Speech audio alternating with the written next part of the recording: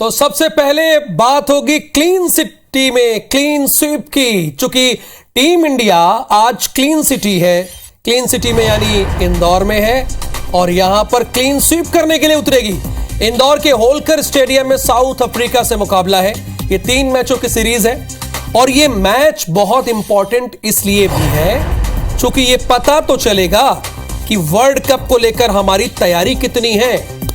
तो आज का ये मैच बहुत ही रोमांचक होने वाला है। यह हाई स्कोरिंग मैच है। शाम 7 बजे इंदौर में आपको रोहित शर्मा दिखेंगे और 360 डिग्री के एंगल से बैटिंग करने वाले सूर्य कुमार यादव भी आपको दिखेंगे।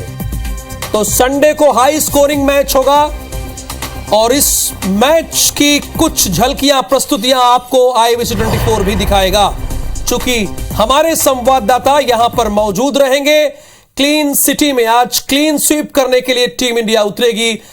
हमारी संवाददाता शालिनी हार्डिया इस वक्त हमारे साथ लाइव जुड़ी हुई हैं। शालिनी, आज क्लीन सिटी में आप तो है ही हैं, यानी लगातार 6 वर्षों से इंदौर नंबर 1 पर है और आज यहां पर टीम इंडिया भी एक क्लीन स्वीप करने के लिए उतरी है।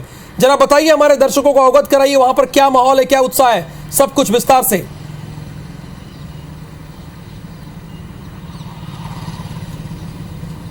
बिल्कुल, निश्चित तौर पर राहुल, बहुत ज़्यादा एक्साइटमेंट है क्योंकि इसके पहले जब रोड सेफ्टी का क्रिकेट मैच हुआ था तब भी बेहद ज़्यादा उत्साह देखने को मिला था और सबको इंतज़ार था T20 मैच का जो आज आयोजित होने जा रहा है।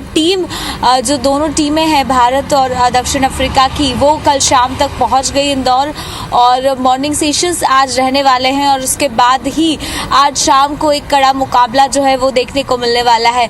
जिस तरह से आपने जिक्र किया, क्लीन सिटी, निश्चित तौर पर क्लीन सिटी और इसके साथ ही एक क्लीन बोर्ड करने की तैयारी जो है वो खास तौर पर इंडिया कर रही है। चूंकि इंदौर के होलकर स्टेडियम की खासियत रही है कि ये काफ़ी लकी साबित हुआ है जब भी भारत ने यहाँ पर किसी भी तरह का मैच खेला है और यही उम्मीद की जा रही है कि होलकर स्टेडियम आज भी अजय रहने वाला है और भारत जो है एक अच्छे स्कोर के साथ ये जो मैच है ये जीतेगी। वहीं मैं तैयारियों की बात करूं तो अंतिम चरणों में है। 7 बजे मुकाबला होने वाला है, लेकिन उसके पहले होलकर स्टेडियम के बाहर का जो रेस कोर्स रोड है वो 2 बजे से प्रतिबंधित कर दिया जाएगा वाहनों के लिए। 4 बजे से जो एंट्री है दर्शकों की वो शुरू हो जाएगी और ठीक 7 बजे जो मैच है वो खेला जाएगा। बेहद ज़्यादा उत्साह, पूरा जो होलकर स्टेडियम है उसकी सीटें फुल हो चुकी है, यानी पूरा जो होलकर स्टेडियम है वो बेहद ज़्यादा खूबसूरत तैयार तो हो गया है, इसके साथ ही दर्शकों के साथ खचाखच भरा रहने वाला है। लोगों में बहुत ज़्यादा उत्साह है और हर कोई इंतज़ार कर रहा था। हालांकि विराट कोहली इस मैच में नहीं खेल रहे हैं, इसलिए थोड़ी सी निराशा दर्शकों को ज़रूर होगी। लेकिन विराट कोहली भले न खेल रहे हो, लेकिन रोहित शर्मा तो है और ये मैदान उन्हें बहुत पसंद है।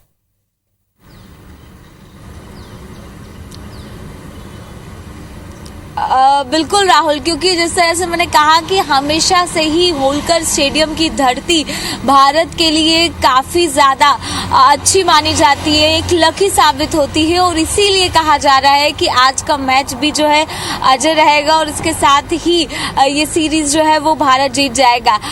वहीं क्योंकि हर किसी खिलाड़ी के जो अनुभव है वो होलकर से जुड़े हुए हैं। इसके पहले जब सचिन तेंदुलकर आए थे तो उन्होंने भी अपनी यादें इस होलकर स्टेडियम से साझा की थी। उन्होंने कहा था कि यही मैंने शतक जड़ा था और यही उम्मीद, चूंकि आज राहुल द्रविड़ भी रहने वाले हैं तो उनकी भी कई यादें इस स्टेडियम से जुड़ी हुई है। तो बिल्कुल सही बात है, उनकी भी यादें जुड़ी है। सचिन तेंदुलकर ने यही 200 की पारी खेली थी। तो शालिनी ने देखिए मैच के बारे में तो बताया ही, ट्रैफिक व्यवस्था के बारे में बता दिया। बहुत शुक्रिया शालिनी इस पूरी जानकारी के लिए। आपका आगे बढ़ेंगे। भोपाल के मैनिट परिसर में बाघ का खौफ दिखा है। बाघ का खौफ, स्पोर्ट्स कॉम्प्लेक्स के पास बाघ दिखा है। खतरे को देखते हुए मैनिट प्रबंधन ने सभी क्लासेस रद्द कर दी, यानी आज पढ़ाई नहीं होगी, छुट्टी। विद्यार्थियों को हॉस्टल के अंदर रहने की हिदायत दे दी गई है। उन्हें कह दिया गया है कि आपको बाहर नहीं निकलना है, हॉस्टल के अंदर ही रहिए और सेल्फी और वीडियो लेने के चक्कर में मत पड़िएगा, क्योंकि जान है, मैं दर्शकों आपसे पूछ रहा हूं, जहान है। खतरे को देखते हुए मैनेट प्रबंधन ने रद्द कर दिया है, स्टूडेंट्स को हॉस्टल के अंदर रहने की हिदायत दे दी गई है। बड़ी खबर, भोपाल के मैनेट परिसर में बाघ का खौफ है। ये तस्वीरें भी आप देख रहे हैं, स्पोर्ट्स कॉम्प्लेक्स के पास बाघ दिखा है और सबसे पहले IBC 24 ये तस्वीरें आपको दिखा रहा है। विवेक पटैया इस वक्त स्क्रीन पर हमारे साथ थोड़ी देर में प्रकट हो जाएंगे, उनसे बातचीत करेंगे विस्तार से। विवेक आ भी गए हैं। विवेक, जरा बताइए हमारे दर्शकों को, क्या अभी भी बाघ वहीं पर है या वन विभाग ने उसे वहां से खदेड़ने की कोशिश की है कि वापस जंगलों में चला जाए? देखिए, मैनेट कैंपस काफ़ी बड़ा कैंपस है और इस कैंपस में पेड़ झाड़ियों की संख्या बहुत ज़्यादा है और इसी कैंपस में हॉस्टल्स बने हैं, जो मैनेट का जो स्टाफ है उसके रहने के क्वार्टर्स बने हैं, मकान बने हुए हैं। और जो बाघ का मूवमेंट है वो लगातार पिछले 8 से 10 दिन के अंदर जो है मैनेट और मैनेट के आसपास, जो पहले वाल्वी में देखा गया, उसके पहले कलियासोत डैम के जो गेट है, 13 शटर गेट कहलाते हैं, उस एरिया में बाघ का मूवमेंट देखा गया और अब उसी बाघ का जो मूवमेंट है वो मैनेट के आसपास देखा जा रहा है। भोपाल के आसपास 13 से 14 जो है बाघ है और कई पैंथर भी है और इनकी जो संख्या है वो लगातार बढ़ भी रही है और यही कारण है कि अक्सर जो है भोपाल और भोपाल के आसपास ये जो है इलाकों में बाघ दिखाई देते हैं। और कल जब मैनेट के कुछ स्टूडेंट अपनी हॉस्टल कैंपस से बाहर टहल रहे थे तब ये बाघ दिखाई दिया। उन्होंने तुरंत मैनेट प्रबंधन को इसकी जानकारी दी और मैनेट प्रबंधन ने तत्काल आदेश निकालकर आज जो है पूरे मैनेट कैंपस में छुट्टी घोषित कर दी है और छात्रों को हिदायत दी है कि वो हॉस्टल से बाहर न निकले, क्योंकि हॉस्टल के आसपास काफ़ी घना जंगल है और ऐसे में बाघ का मूवमेंट वहाँ पर है और बाघ को किसी पर हमला न कर दे, इसलिए एहतियात के तौर पर मैनेट प्रबंधन ने यह फैसला लिया है। वन विभाग की टीम सर्चिंग पर लगी हुई है, लगातार जो है वन विभाग की टीम मैनेट कैंपस के आसपास सर्चिंग कर रही है। और चलिए, यानी वन विभाग की टीम लगी हुई है। आप विवेक पटैया हमारे साथ बने रहिएगा। एक और इंपॉर्टेंट खबर इस बीच आ गई है आपकी टेलीविजन स्क्रीन पर। MP में बिजली कर्मचारियों को मिलेगी राहत। ये राहत कैसी है? यानी बिजली कर्मचारियों के ट्रांसफर अब ऑनलाइन हो सकेंगे, अध्यापकों के बाद बिजली कर्मचारियों के भी, और इसके लिए आप 15 अक्टूबर तक ट्रांसफर के लिए आवेदन कर सकते हैं। अधिकारी, कर्मचारियों और लाइन स्टाफ के ट्रांसफर सिर्फ ऑनलाइन ही होंगे, ऑनलाइन कर सकेंगे। बिजली कर्मचारियों के ट्रांसफर होंगे ऑनलाइन, अध्यापकों के बाद 15 अक्टूबर तक। यानी क्या प्रक्रिया है विवेक, जरा बताइए दर्शकों को, बिजली कर्मचारी जो देख रहे हो इस वक्त IBC 24 को, वो भी जान जाए।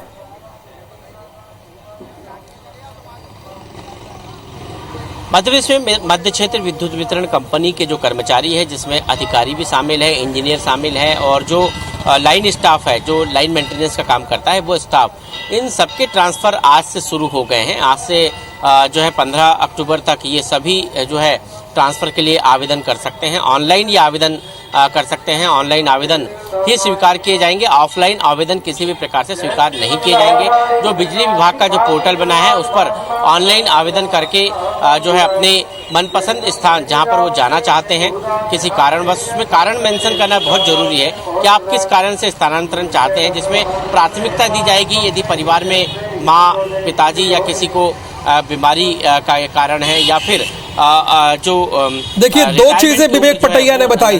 सबसे पहली बात विवेक ने बताई कि सिर्फ ऑनलाइन ट्रांसफर आवेदन ही स्वीकार किए जाएंगे, नंबर 1। और नंबर दूसरी बात विवेक पटैया ने बताई है, आपको कारण बताना होगा, बिना कारण आपका ट्रांसफर नहीं होगा। बहुत शुक्रिया आपका विवेक पटैया। और आगे चलेंगे खबरों में, अनूपपुर अपने दर्शकों को लिए चलेंगे। अनूपपुर के थाना माणा में रेत माफिया की गुंडागर्दी। कैसे गुंडागर्दी है? जब ट्रैक्टर पुलिस से झूमा झटकी कर छुड़ा ले गए, इतने बड़े ये गुंडे हो गए कि पुलिस से जो जब ट्रैक्टर था झूमा झटकी करके छुड़ा ले गए। ये खबर है, बड़ी इंपॉर्टेंट खबर है। ये तस्वीरें देखिए जरा, ये इन तस्वीरों को देखिए। प्रधान आरक्षक के साथ रेत माफिया ने गुंडागर्दी की है, यानी हेड कांस्टेबल बिना दस्तावेज किया जा रहा था अवैध परिवहन। ट्रैक्टर मालिक दीपू उर्फ दीपक सिंह ने हाथापाई की है। तो ये कौन लोग हैं जो सीधे सीधे सड़क पर लॉ एंड ऑर्डर को चुनौती दे रहे हैं और वहां के पुलिस अधीक्षक ये सब कुछ देख रहे हैं जब ट्रैक्टर पुलिस से झूमा झटकी करके छुड़ा ले गए। राम भुवन इस वक्त हमारे साथ फोन लाइन पर है। राम भुवन, पुलिस अधीक्षक ने अब तक इस पर क्या कार्रवाई की? जी, विभिन्न धाराओं पे इन्होंने मुकदमा दर्ज किया है और अपराधी को फिलहाल अभी तक तो किसी तरह की गिरफ्तारी नहीं हुई है। पुलिस अपराधी को ढूंढ रही है और अभी तक अपराधी को किसी तरह की गिरफ्तारी नहीं की गई है। यानी मुकदमा दर्ज किया है और गिरफ्तारी नहीं की गई। इसके लिए कोई टीम बनाई गई? उनके घर तक पहुंची टीम? भालूमाड़ा पुलिस के द्वारा टीम बनाकर उनके घर तक पहुंची थी। वहीं उनके साथ पूछताछ भी की गई, लेकिन आरोपी जो है अभी फरार बताए जा रहे हैं। आलम यह है कि जो भालूमाड़ा पुलिस है, बिल्कुल अपराधियों में कोई भी उनका खौफ नहीं है। और ऐसे जैसे आज कल रेत माफियाओं द्वारा प्रधान आरक्षक के हाथ से ट्रैक्टर छुड़ा कर ले जाया गया, हाथापाई करके ले जाया गया। ठीक उसी दरमियानी रात एक सार्वजनिक पंडाल में चाकू, एक बालक के ऊपर चाकू से हमला भी कर दिया गया। पुलिस अधीक्षक महोदय, ये खबर आप देख रहे हैं ना IBC 24 के जरिए। आपके हेड कांस्टेबल से जब ट्रैक्टर को छुड़ा ले गए और आप FIR दर्ज करके एहसान दिखा रहे हैं, कार्रवाई नहीं की अब तक। बहुत शुक्रिया राम भुवन इस पूरी जानकारी के लिए आपका।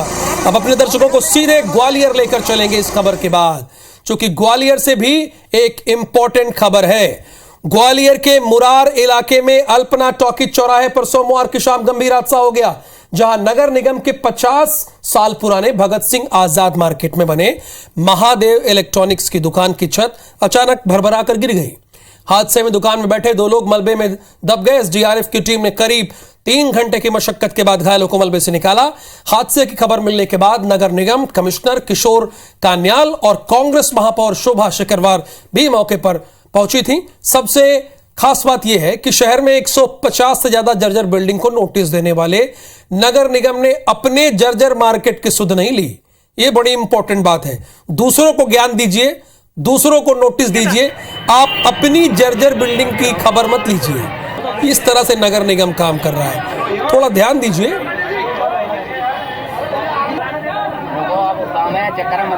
तो ये मेजर है हमारे साथ गजेंद्र कौरव और फायर की टीम से एक बिंदु करके हैं। इन दोनों ने कड़ी मेहनत से और एसपी साहब के मार्गदर्शन में रेस्क्यू हुआ और उसको अभी सकुशल निकाल लिया है और एम्बुलेंस से अस्पताल भेज दिया गया है। जर्जर हालत में थी तो आज ये दुर्घटना हुई है, जिसके कारण शायद ऊपर थोड़ा काम चल रहा था और पुरानी बिल्डिंग थी, इसके कारण ये शायद गिर पड़ी। और इसमें 2 मजदूर फंसे हुए थे, तो एक को तो पहले ही निकाल लिया गया, एक के लिए 2-3 घंटे की मशक्कत करनी पड़ी। लगभग 50 वर्ष पूर्व का शॉपिंग कॉम्प्लेक्स है और यहाँ पे लगभग 64 दुकानें हैं। अभी जब यहाँ मुआयना देख रहे हैं तो ऐसा लगता है कि कुछ छेड़छाड़ की गई है दुकान से। हम इसकी जांच भी कराएंगे और साथ में नोटिस भी जारी करेंगे। ग्वालियर में आज शाम को एक बड़ा हादसा हो गया था, जिसमें नगर निगम की जो मार्केट है उसमें कंस्ट्रक्शन के दौरान एक छत है वो गिर गई थी, जिसमें 2 मजदूर हैं वो दब गए थे। एक बड़े रेस्क्यू ऑपरेशन के बाद यहां से निकाल लिया गया है उनको, लेकिन उसके बाद जांच के आदेश हैं वो भी दे दिए गए हैं। और जिस तरह से जो पूरा घटनाक्रम सामने आएगा, ये कंस्ट्रक्शन किया जा रहा था और नगर निगम कमिश्नर ने कहा ये शुरुआती दौर में इलीगल है जो अभी तक निकल गया है, तो उसको लेकर जांच के आदेश दे दिए गए हैं।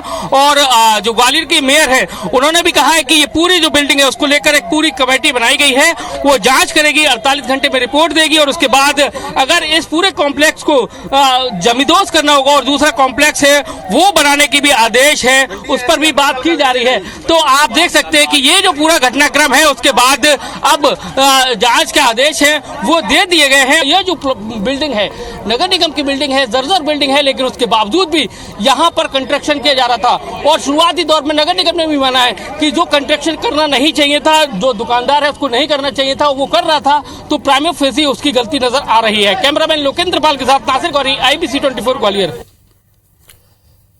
तो अब आपको भोपाल लिए चलेंगे, क्योंकि CM शिवराज सिंह चौहान फिर से समीक्षा बैठक कर रहे हैं। किस मामले में? महाकाल लोक परियोजना के कार्यक्रम की तैयारी की समीक्षा करेंगे। दोपहर 1 बजे वीडियो कॉन्फ्रेंसिंग से अधिकारियों से चर्चा करेंगे। महाकाल लोक समिति के पदाधिकारी भी बैठक में शामिल होंगे। कल भी महाकाल लोक पर सीएम शिवराज सिंह चौहान ने बैठक ली थी। चूंकि आप सभी इस बात को जानते हैं कि 11 अक्टूबर को लोकार्पण करने उज्जैन देश के प्रधानमंत्री नरेंद्र मोदी आ रहे हैं, उसके पहले पूरी तैयारी होनी चाहिए। इसीलिए आज एक बार फिर से सीएम शिवराज सिंह चौहान बैठक करने जा रहे हैं, समीक्षा बैठक। कहां तक तैयारी पहुंची, क्या तैयारी है, यह सब कुछ जानेंगे मध्य प्रदेश के मुख्यमंत्री शिवराज सिंह चौहान। महाकाल लोक परियोजना कार्यक्रम की तैयारी की समीक्षा लेंगे। दोपहर 1 बजे ये वीडियो कॉन्फ्रेंसिंग के जरिए वो बैठक लेंगे। ग्वालियर में लंपी वायरस का कहर लगातार जारी है। 24 घंटे में ग्वालियर अंचल में 106 गायों में लक्षण दिखे हैं। अच्छा, ये सिर्फ गौ पालकों के लिए खबर इंपॉर्टेंट नहीं है, जितने लोग गाय का दूध इस्तेमाल करते हैं ये खबर तो उनके लिए भी है। 2 गायों में लंपी वायरस की पुष्टि हुई, इसकी जान चली गई। अब तक चंबल अंचल में 26 गायों की मौत हुई है। पशु विभाग का दावा है कि 91,000 से ज्यादा गायों का टीका हो गया है।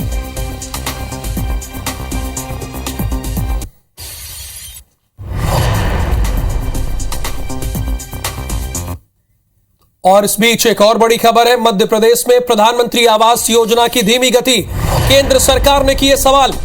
जिलों में तय समय सीमा पर नहीं बन पा रहे हैं मकान। 2 साल में बनने हैं 14,000 मकान। अब तक 8,268 मकानों का निर्माण शुरू हुआ है। पीएस ने नगर निगम कमिश्नर को निर्देश दिए, समय सीमा में काम पूरा करने के निर्देश दिए।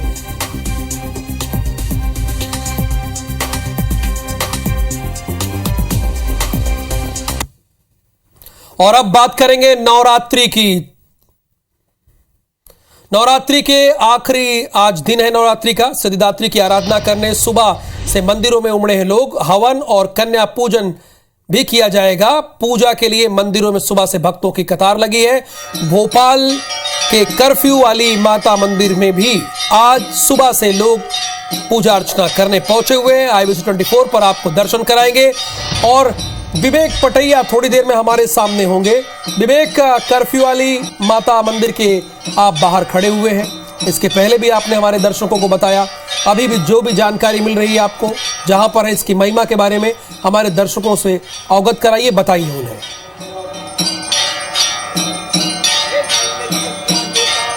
मध्य प्रदेश की राजधानी भोपाल का सबसे प्रसिद्ध मंदिर है कर्फ्यू वाली माता का मंदिर, और स्वर्ण मंदिर के नाम से भी जाना जाता है ये, क्योंकि स्वर्ण मंदिर इसलिए कहा जा रहा है कि अंदर जो माता की दिव्य प्रतिमा है, भव्य प्रतिमा है, उसके आसपास पूरे स्वर्ण का वर्क लगा हुआ है दीवारों के ऊपर, और दीवारों के ऊपर ये वर्क लगा हुआ है। और माता का जो भव्य श्रृंगार है वह भी स्वर्ण आभूषणों से है। आप देख सकते हैं भव्य श्रृंगार माता का, इतना मनमोहक दृश्य भोपाल में माँ कर्फ्यू वाली माता के मंदिर का है।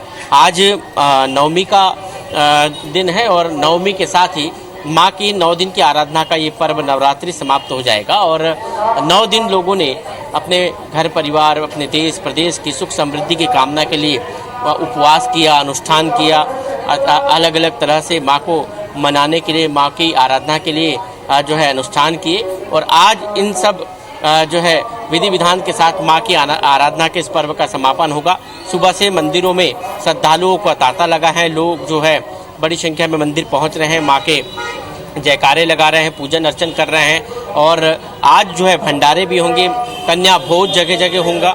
और आज से जो झांकियाँ जो है माता रानी की, जो झांकियाँ माता रानी की जो मूर्तियों की स्थापना शहर में अलग अलग स्थानों पर हुई है, उनका भी जो है आज से विसर्जन शुरू हो जाएगा, जो 2 दिन तक लगातार जो है भोपाल में चलेगा। तो माँ की आराधना के पर्व नवरात्रि का साल भर लोगों को इंतजार होता है। और साल भर इंतजार करने के बाद लोग जो है जब 9 दिन माँ के आते हैं तो अपना जो है सब कुछ माँ के चरणों में, माँ की आराधना में जो है बिता देते हैं। और आप देख सकते हैं माँ की दिव्य और भव्य प्रतिमा 9 दिन आराधना में एक तेज माँ के चेहरे पर दिखाई दे रहा है। और जो पूजन अर्चन है इस मंदिर में पूरी विधि विधान से होता है। मंदिर का महत्व यदि चलिए, बहुत बहुत शुक्रिया विवेक आपका, और आपके साथ जो कैमरा पर्सन है उनका भी बहुत धन्यवाद। उन्होंने माता जी की इतनी भव्य तस्वीर दिखाई। तो गुड मॉर्निंग मध्य प्रदेश में आज के लिए बस इतना ही। ज्योतिष पर आधारित आगे का कार्यक्रम हमारा देखिए सितारे हमारे।